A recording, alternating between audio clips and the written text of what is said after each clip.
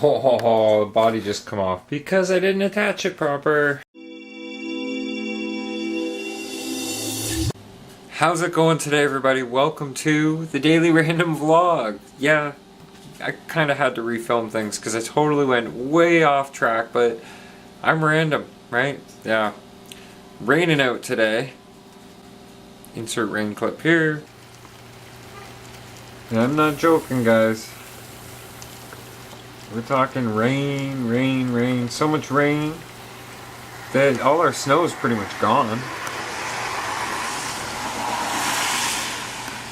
So I'm just inside, indoors, enjoying the day. Confession. I love my instant coffee. Instant coffee's great. It's quick, it's easy, and I think it actually, to me, it tastes better than most perk coffee out there. Even better than the newer Timmy's coffee. But I ran out of instant coffee the other day, and it really kind of sucked. I couldn't have my coffee. I need my coffee intake. You guys know how it is. And then a friend of mine offered, he said, I got a half can of coffee, but it's perk coffee.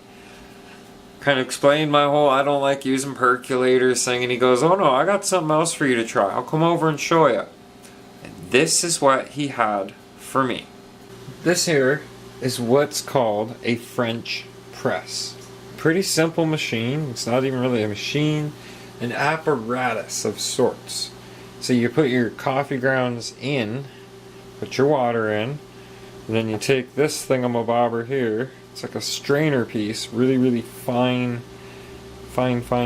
strainer. Trying to get the focus in case you're wondering, and show you guys a little bit better that there is actually screening there. Anyhow, you put that through like this.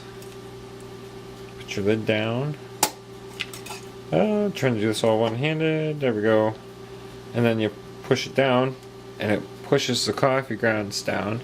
Filtered coffee stays up. You pour your cup of coffee. I'll show you in just a second. Just waiting for the kettle to reboil again. Yes, again. Bad timing. That's all. Here's the tricky part: is knowing your coffee. Knowing what kind of coffee you're using. Today we are just using simply donated coffee. Classic roast, great value coffee. When coffee's expensive like it is these days, you get what's affordable, and it's not bad. So I put in two heaping teaspoons. Not a lot of coffee, right?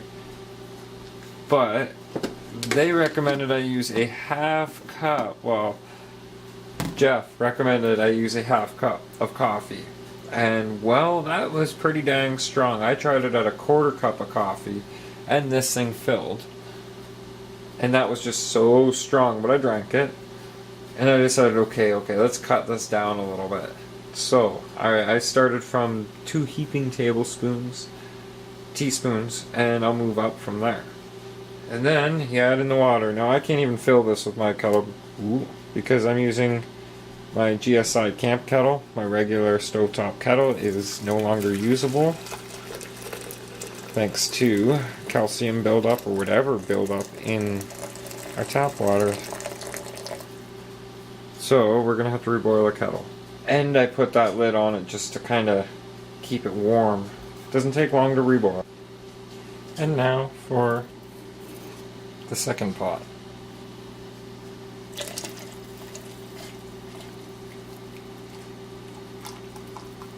Yeah, that's much better.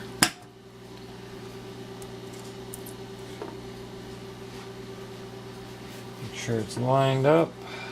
There we go. And then just gently push it down. Voila! And from there, you just make your cup of coffee. I mean, you could just make it right in that if you really wanted to cut out the middle step, but like most civilized individuals, I prefer using a nice big mug. Today, I've got some updates on guest. Yes, because of the generosity from Seamus and many others on the guest build, guest has had progress. Oh, I mean like serious progress. I will admit, just for hooking things up, I did give it a little test shot in the back room. it is ready, I think, to be filmed, doing a pass in the back room. So you're gonna at least see that much today. But first, I want to walk you through what's been done with Guest.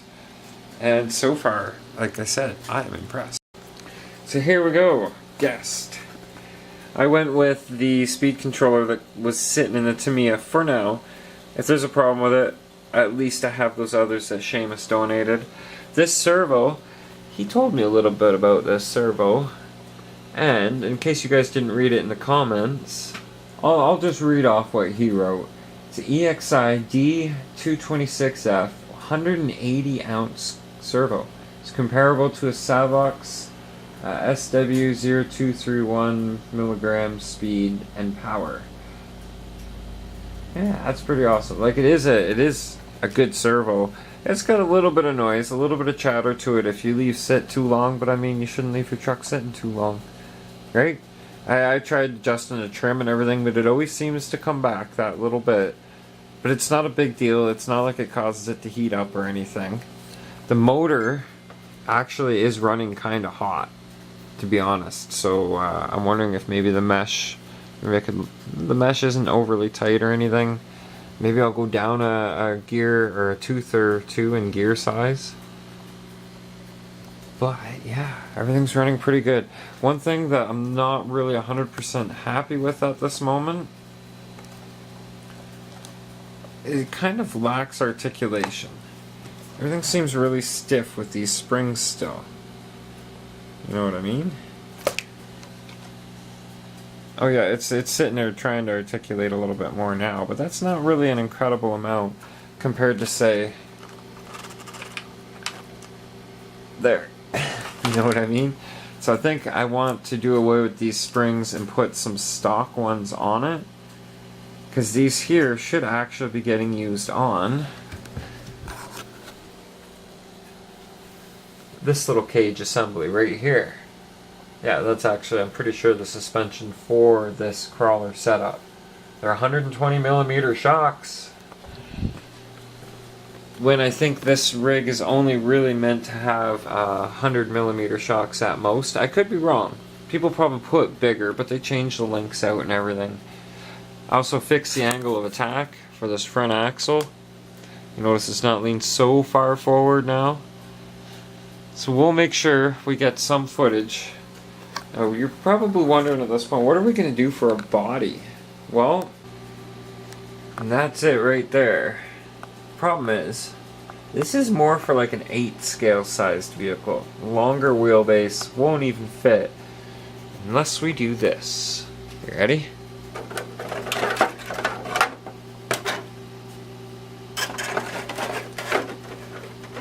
Just a rough fit, just for now. Kind of get the idea though, eh? That's gonna look so cool. Well, a few hours have passed. I'm gonna be honest, it's just a rain day, guys. It's just a rain day. But the good thing is, with rain days comes being stuck inside doing work. I guess is positive. Something positive. You always gotta look on the bright side. And it'll end up being a shorter vlog, so do you want to see what I've been up to? Would you like to see what I've been up to? I'd like to show you what I've been up to.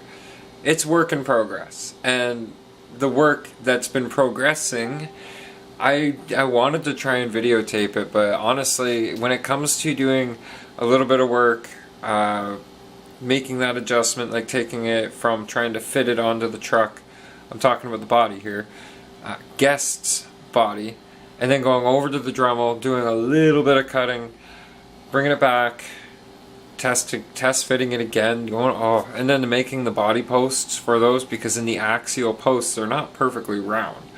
They are flat on the top and bottom, all front and back. You know what I mean? So they're not just like a regular round body post you can just put a pin through. So I've been making body posts, making a body fit, attaching bumpers. Wait till you see this. Well, how about I just show you? Have a look at this. Isn't Guest coming along quite well? Those bumpers, they are from the Dingo, or from a Dingo, because I don't have a Dingo, so proper grammar. They're from a Dingo donated by Seamus. See what I mean? Like when I said that they're wide enough to work with the body, they are just that perfect width. You see what I mean? Yes, those are my bare feet. They're just wide enough. And then zoom around to the back. Yeah. Actually, you know what would have actually been better? Give you a more lit profile. Oh no, the body moved from where I had it. Hang on. There we go. Yeah, the body isn't permanent on there yet. Just yet. Now, I was thinking maybe a little bit further forward so I could bring that front bumper out just a touch more. Move it forward. Those aren't necessarily the post holes that I need to work with. Those are just the existing ones. As you can see, there's no real post holes in the back yet. I am half tempted just to make some kind of magnetic mount. But I am really pleased with how well this body went from being a F650, and I do believe that's when they take a transport truck a Ford Transport, and turn it into a pickup truck instead of a transport truck. So in other words, instead of putting the fifth wheel on the back, they put a bed on there, and it's just a really giant pickup. But now, it's just a two-door. It kind of looks, it reminds me of a Ranger on extreme steroids. Do they still make a Ford Ranger? A little bit more beefy than a Ford Ranger. I think it turned out pretty good, you know? So, guest will be driven. It'll have to be tested. I'll have to take it out. Make sure that everything is good enough for somebody who's just getting into the hobby to really start into it and put, you know, the truck's going to handle what a new driver will put it through. There's a little bit more work to be done on the inside where my seam is, the cut line there. I'm sure on camera it probably looks fine, but it's going to need some drywall tape and some shoe goo over that seam just to make sure that nothing's going to come apart. And there's a couple cracks, like right there and right there, that I'd like to make sure are taken care of as well. As I'll show you on the chassis, I got a big brass weight on there just to add some front end weight. Right now it's just set up to be running the battery in the back, and that's not very fair because it puts all the weight in the back of the truck and it doesn't climb near as well. I will be making a battery tray to go up front here. That's one thing for sure that it's going to have. I'm going to put the proper battery tray in. Once I get some liquid E-tape here, I'm waiting for Mr. O'Connor to bring it over. Then I can seal this up. I might even make a gear cover to go on this low-C Nightcrawler transmission. I'm going to leave this plate the way it is. There's nothing wrong with it. Works perfectly fine. The plexiglass is holding out. I did put longer links. Actually, no, I didn't. Oops. I didn't put longer links in. I lengthened those front links, and that's what brought the axle to a better angle. But there's still one problem. Look, it's not really flexing. It is on that side, a little bit. But you see what I mean? It's not really flexing. And, oops. That means I need to find a set of stock SCX10 suspension. Take these off of here, put them aside to go on that crawler body, and put stock suspension in place. Because, well, it'll just work better if it gets a chance to articulate. It is now, once I've pre-flexed it a few times. See what I mean? Alright.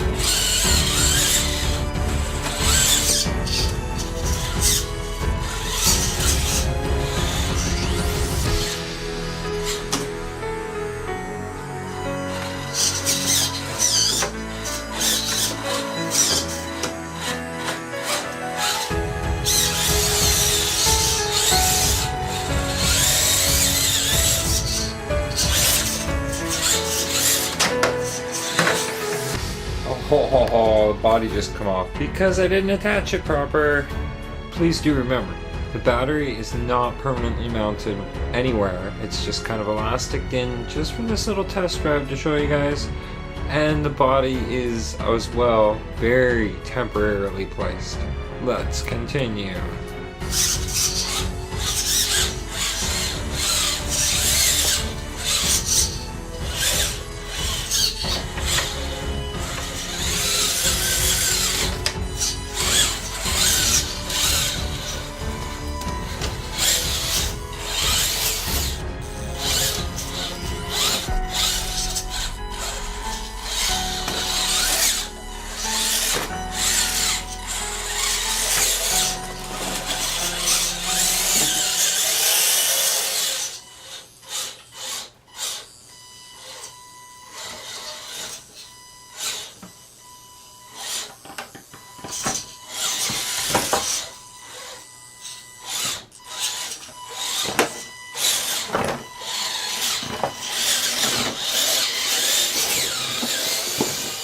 But I think that's gonna about wrap it up for today's vlog.